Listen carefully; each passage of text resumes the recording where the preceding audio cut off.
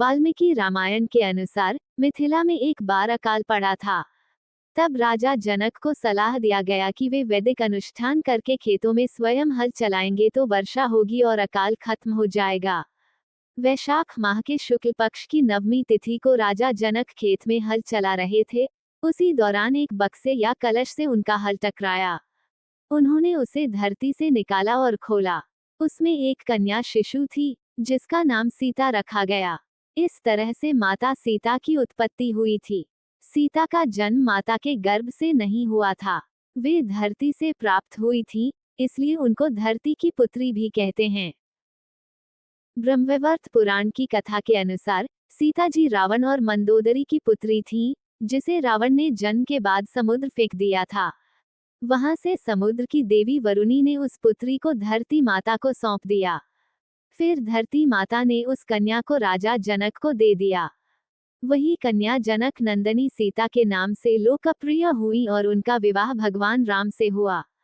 सीता ही रावण की मृत्यु का कारण बनी। कथा के अनुसार वेद्रवती नामक स्त्री का माता सीता के रूप में पुनर्जन्म हुआ था।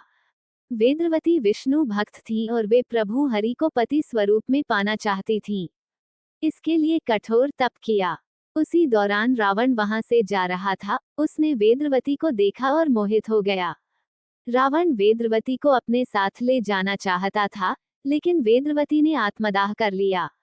उन्होंने रावण को श्राप दिया कि वे उसकी पुत्री के रूप में जन्म लेंगी और उसके सर्वनाश का कारण होंगी। रामायण और ब्रह्मवैवर्त पुराण में सीता जन्म की कथा अलग अलग है। अद्भुत रामायण में सीता जन्म की तीसरी कथा है, जिसके अनुसार गृत्समा ऋषि देवी लक्ष्मी को पुत्री रूप में पाना चाहते थे। वे इसके लिए तप कर रहे थे।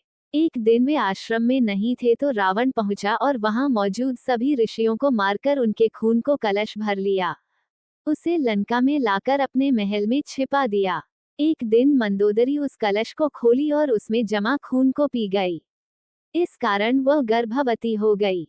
बाद में उसने जन्मी बच्ची को कलश में ही रखकर मिथिला राज्य की भूमि में छिपा आई।